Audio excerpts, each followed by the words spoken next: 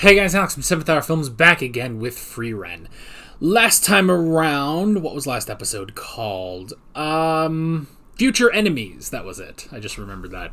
And I made a joke in the description that pretty much anyone could be Fern's enemy and they wouldn't even notice. Because that's just the kind of girl that Fern is. She will drop you at a moment's notice if you do anything to upset her. And a lot of things can upset her.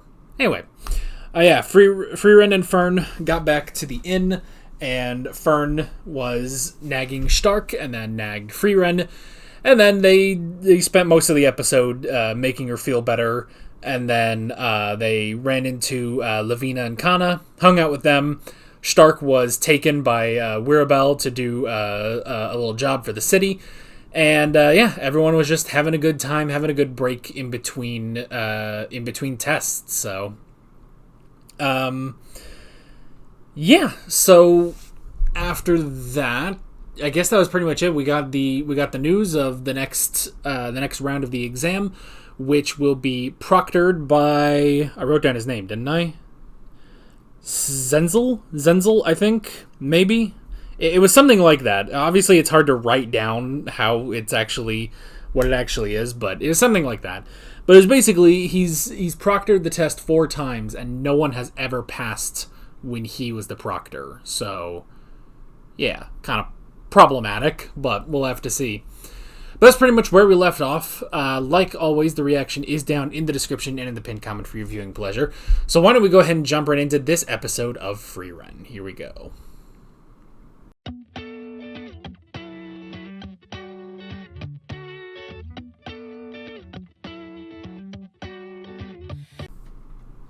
Alrighty.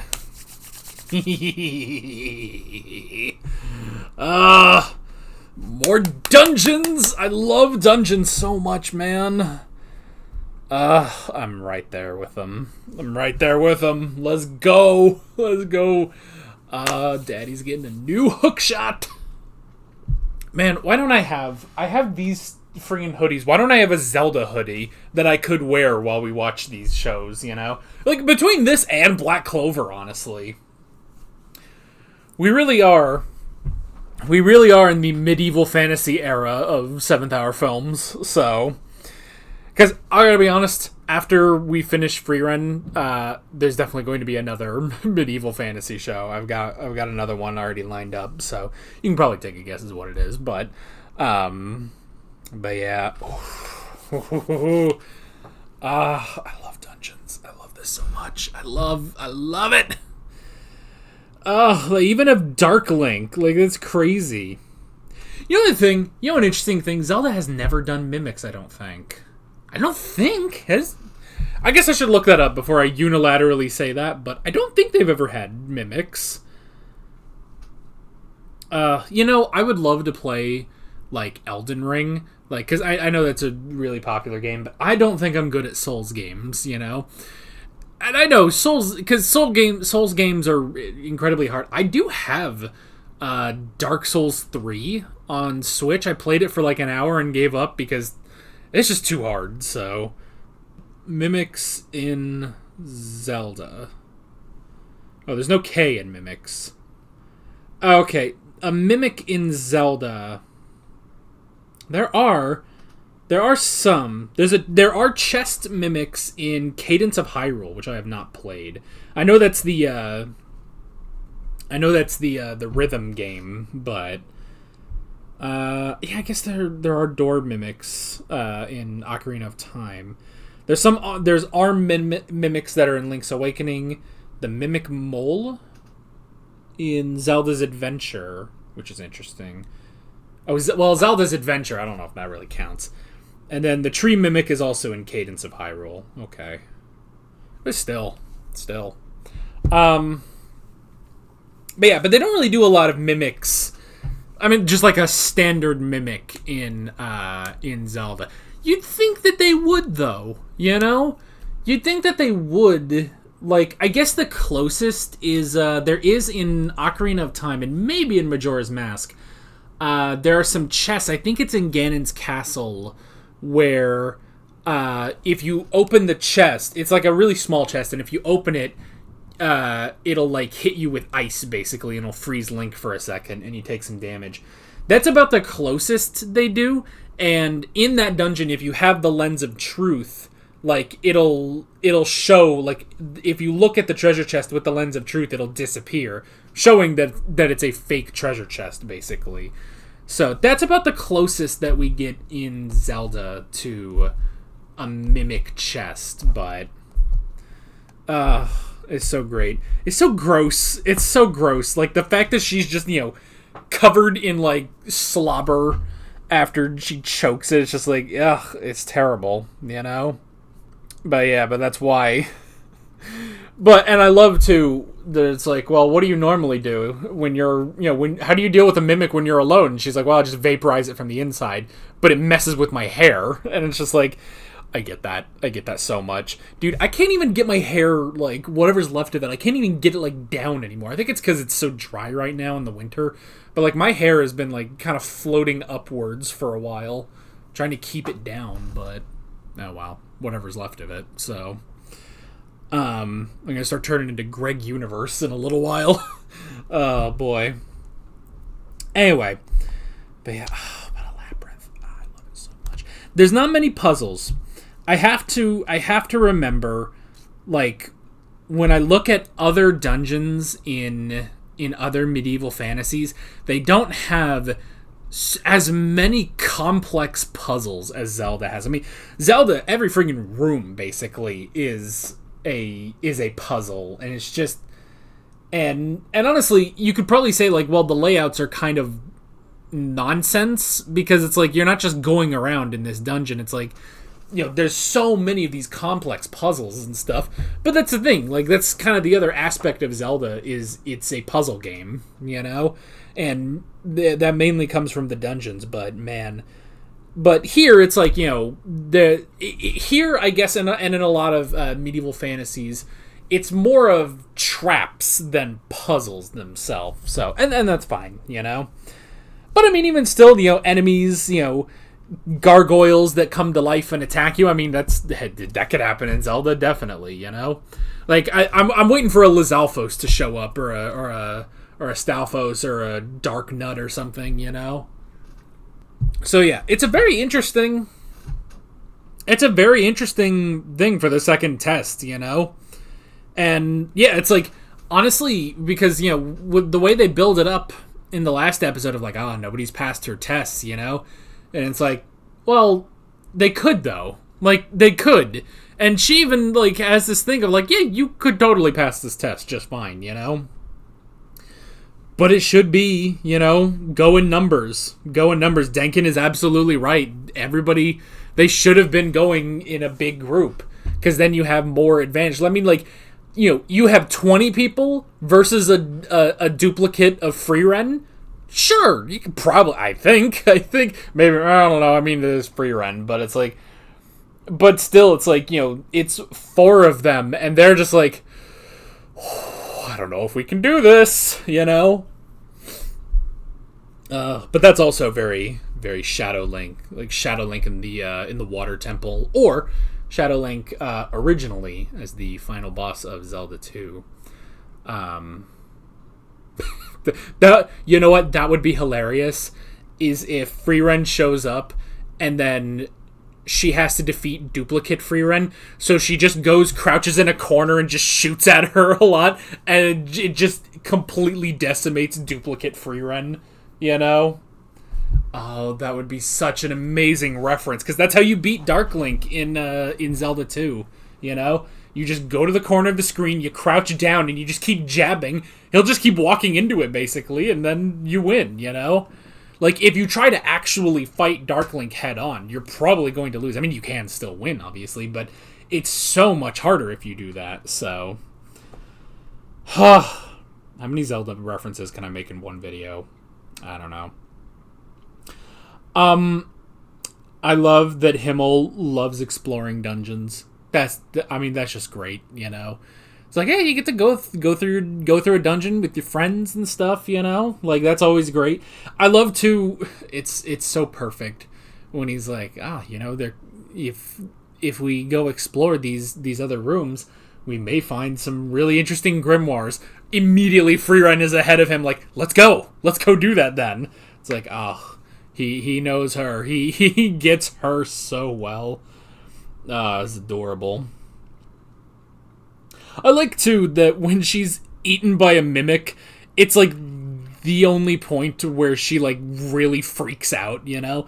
Because, like, Frieren can be pretty stoic a lot of the times, you know, she doesn't show emotions a ton of times, you know? Like, she's just kind of pretty chill and stoic and stuff. But I like that it's like, yeah, when she gets eaten by a mimic, she just freaks out. And it's just like, oh, good grief. But there was that chance, that 1% chance that it did actually have a grimoire. So, man, I gotta get back to playing Fire Emblem Awakening. I started playing that and fell in love with it immediately just because it's medieval fantasy. I gotta get back to playing that. It's so good, man. It's so good. I can't, it's so weird. Like, when did this happen? When did this happen that I entered my medieval fantasy phase? You know what I think? I think it was this show. I think this show did it, you know? And I've loved, you know, Zelda for like 15 years now, but it's just like, something about this show has really made me enter my medieval fantasy phase. Plus, even though it's not a fantasy, I think Vinland Saga also contributed just because it's medieval, you know?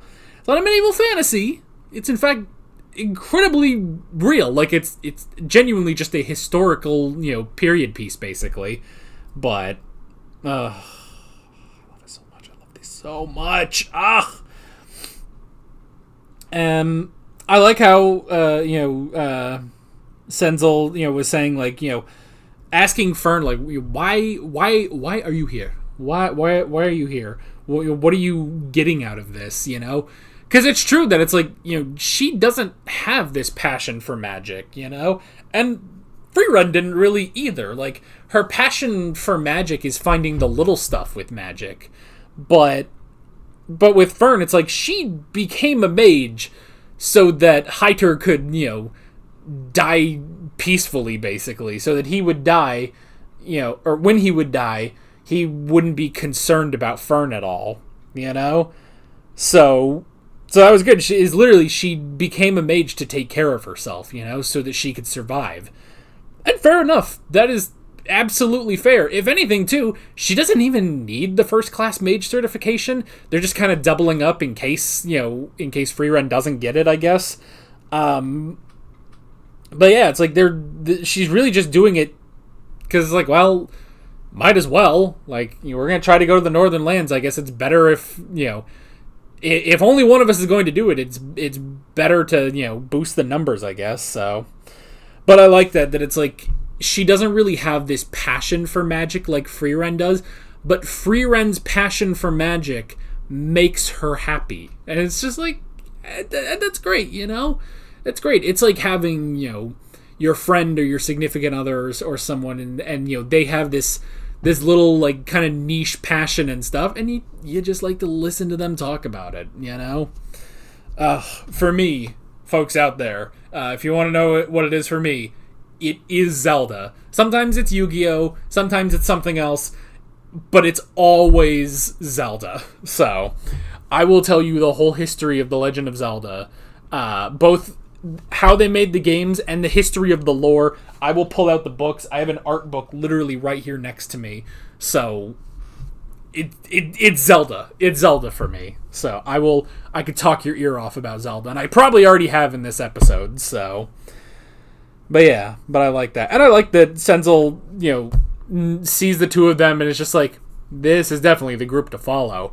You know, this is the group to follow because they're the most interesting. And they're the ones that will really explore this dungeon, you know? So that's great. And then, yeah, we got the doppelgangers. That we have to defeat, which is interesting because, yeah, at first I thought it was Ubel causing trouble, but no, it's not even that. It's just doppelgangers that can use the same magic, so... But I like that Virabel immediately was like, okay, we can't take on ourselves. Like I'll take on her. she takes on you, you take on me. It's just like, like that's very clever because then, I mean, granted, it's sort of a half and half because it's like if you fight yourself, technically you should be aware of your own weaknesses and be able to use that. However, they're also aware of your weaknesses, so they can counter you more effectively. So it's kind of a half and half. And technically, you may not even be aware of your own weaknesses. I mean, am I aware of my own weaknesses? I don't know. So, but you can be aware of someone else's weaknesses, maybe. So I think that worked out. But yeah, but then Denkin's team has to fight the doppelganger of Frieren. I love Richter being like, are the four of us going to be able to do this? And you just see that look of concern on Denkin's face, and he's just like, well, if this wasn't a test, if we were just casually going through this dungeon, I would have gotten the fuck out of here a long time ago, So it's just like, well, no turning back now. We got to get that certification, so here we go. Now they have to fight Frieren. I also do like the golems too. That was an interesting thing, and I'm glad because for a little while I was like, so there's just no time limit or anything, but there is. We have to do it, before the sun comes up, and then at that point every bottle will break automatically. So I like that, and then it's honestly just cool, just seeing it just shatter the glass. This golem freaking grows, this freaking Giga Chad golem, and then just busts through all the walls, puts you over his shoulder and hightails it. It's like, you know what? That is absolutely just an escape rope from Pokemon, and I love it. So, Oh, I just realized I'm wearing a shirt of a medieval fantasy because I've got my old Game of Thrones shirt on. Yeah, which I mean, it was absolutely a medieval fantasy show. Big dragons and stuff, but it wasn't the most fantastical medieval fantasy. So yeah. I'm going through my phase. I didn't think I would be going through this phase at 27, but here I am, and yep, it's this show specifically because I've always been a Zelda fan, pretty much for the last 15 years or so. I've been a Zelda fan for a long time, but this show has really propelled my interest in medieval fantasies now. So, I love it. This Vinland Saga, even though it's not a fantasy. Black Clover, we got more stuff coming up. Now I'm playing Fire Emblem. It's like it's all just sort of manifested together. So, I'm excited to see where we're going with this.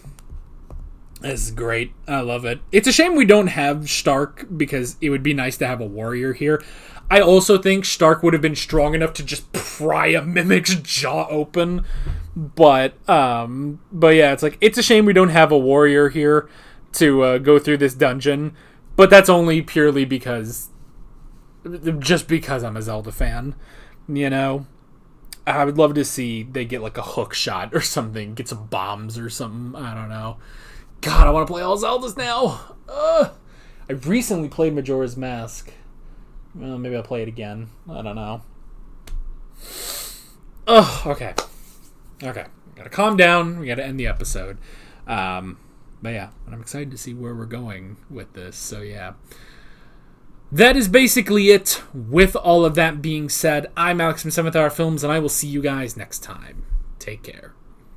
Alright guys, thanks for watching this video. There's a bunch of links on screen if you want to go click around to any of those. There's a playlist with all of my Frieren reactions, as well as another video you can go click on if you want. There's also a subscribe button and a Patreon button on screen, as well as other links in the description if you want to go check out any of those. See you guys later.